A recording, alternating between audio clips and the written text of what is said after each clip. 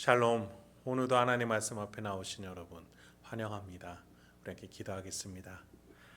하나님, 오늘도 우리에게 귀한 하나님의 말씀을 주시니 감사합니다. 이 말씀을 들을 수 있는 귀, 열린 마음, 순종할 수 있는 의지를 허락하여 주시옵소서. 하나님이 말씀하실 때 우리의 영혼이 깨어 일어나 반응하게 하여 주시옵소서.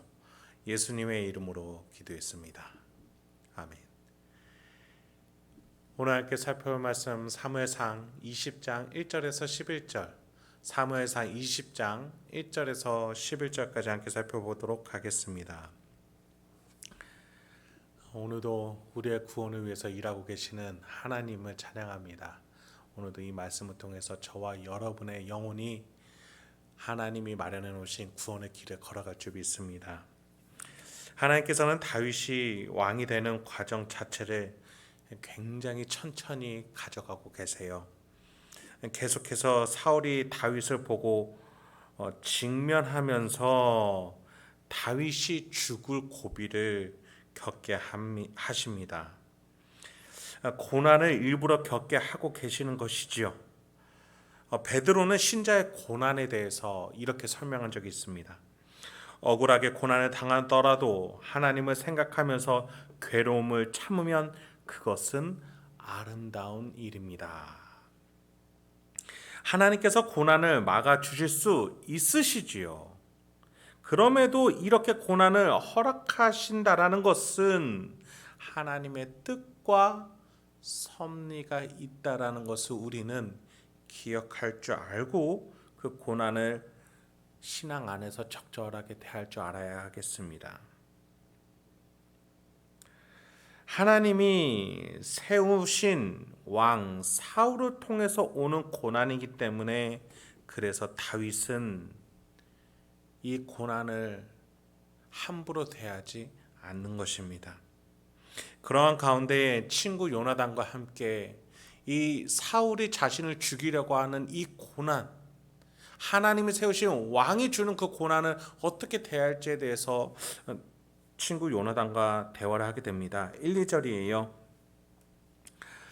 다윗이 라마 나요스에서 도망하여 요나단에게 이르되 내가 무엇을 하였으며 내 죄악이 무엇이며 네 아버지 앞에서 내 죄가 무엇이기에 그가 내 생명을 찾느냐.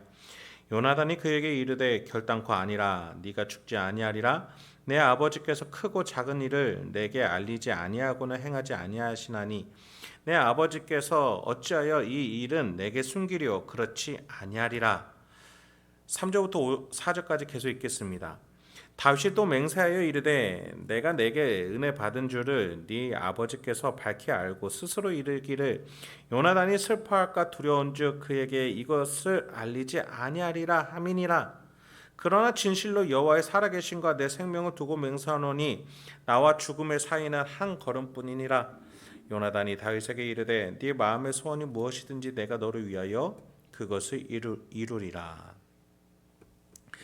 다윗은 요나단에게 자신의 잘못이 과연 있는지에 대해서 물으며 토로를 하죠.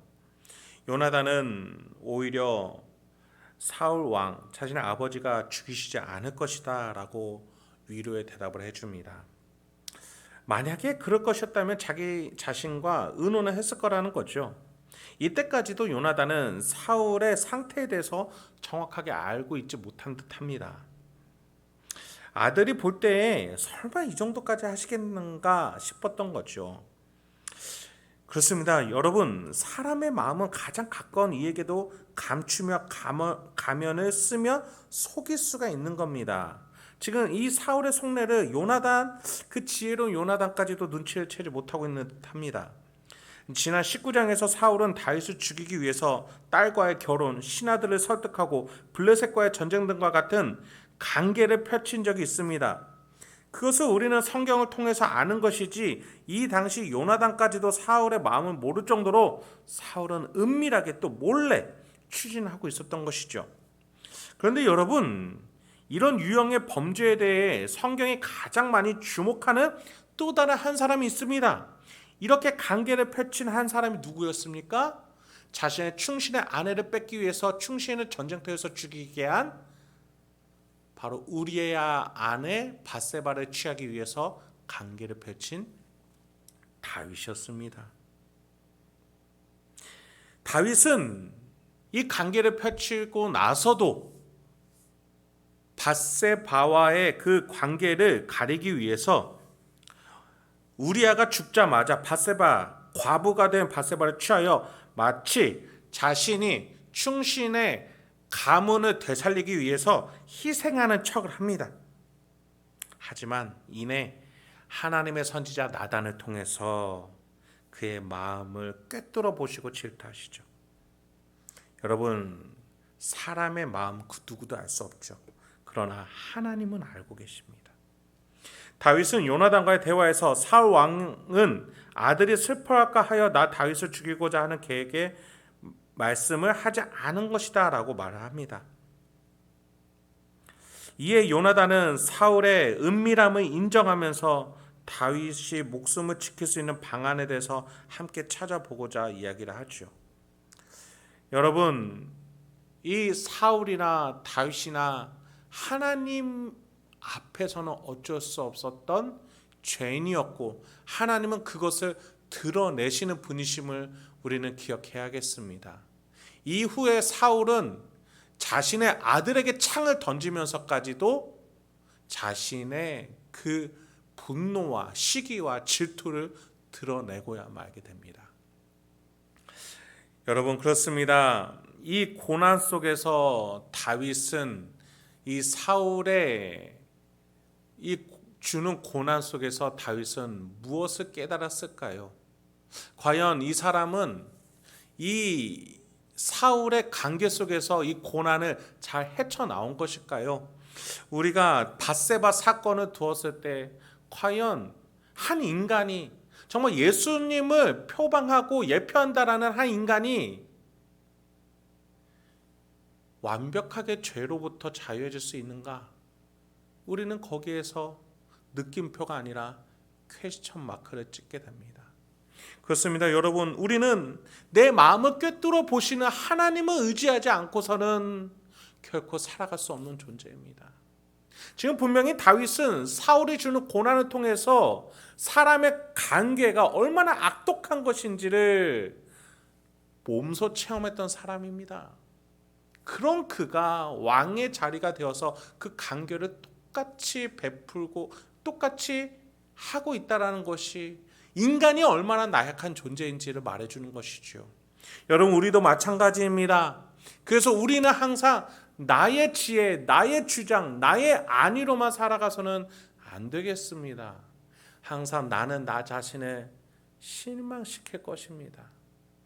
항상 나는 내 인생을 올바르지 못한 길로, 욕망의 길로 인도할 것입니다. 그래서 우리에게는 하나님이 필요합니다.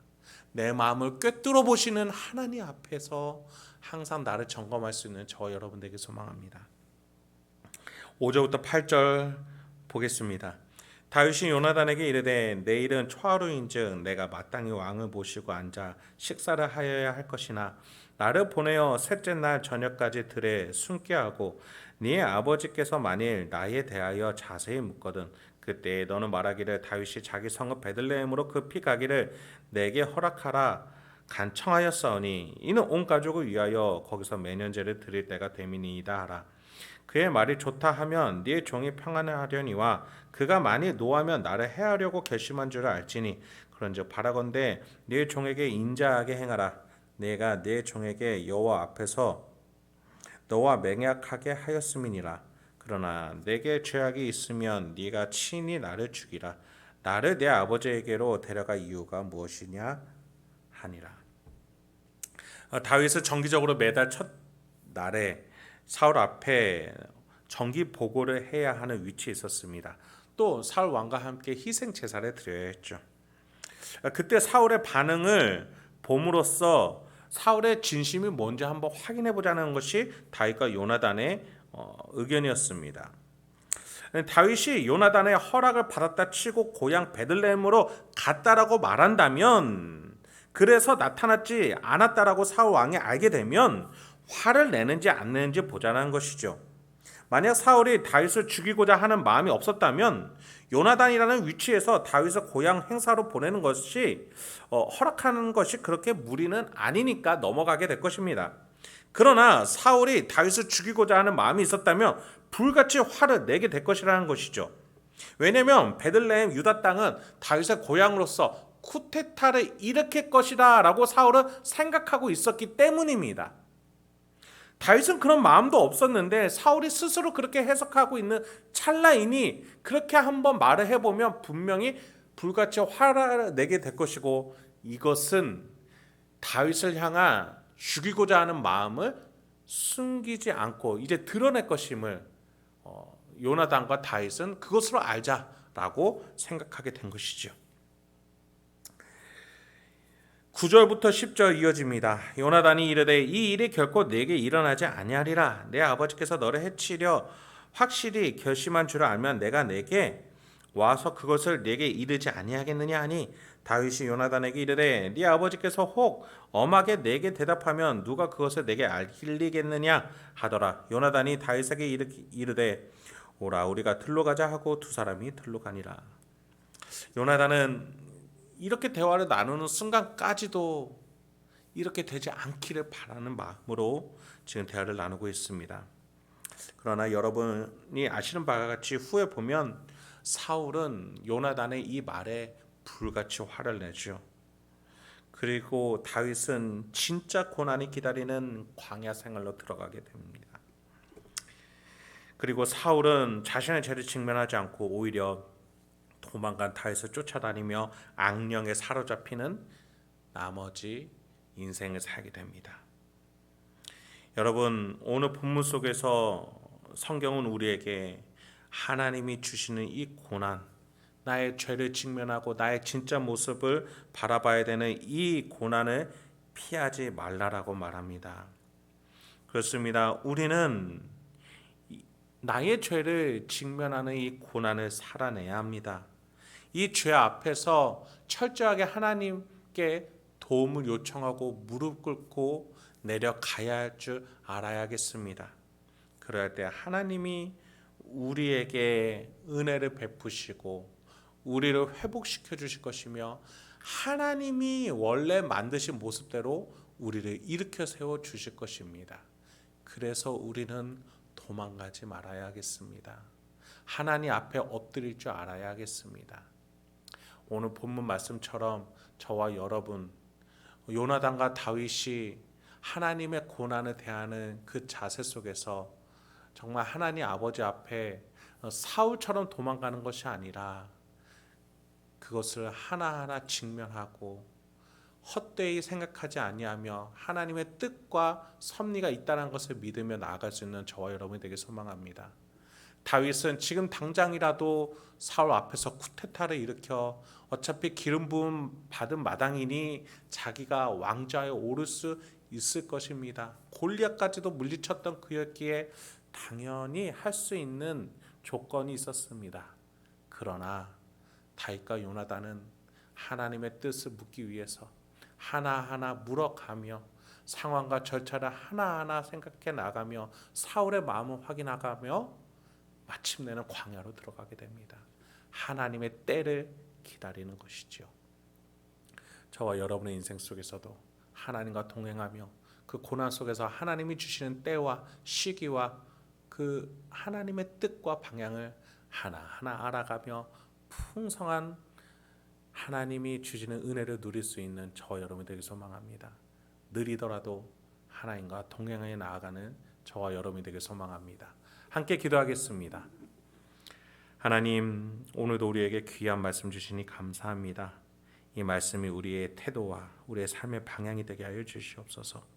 내 의욕대로, 시기와 욕망과 나의 탐욕대로 나아가는 것이 아니라 하나님과 함께 고난스러운 인생일지라도, 고난스러운 장애물이 있을지라도 하나님의 뜻이 숨겨져 있다는 것을 믿고 하나님의 섭리를 믿으며 그 길을 한 발자국 한 발자국 기도하며 물어가며 나아갈 줄 아는 우리 성도님들과 제가 되게 하여 주시옵소서. 예수님의 이름으로 기도했습니다. 아멘.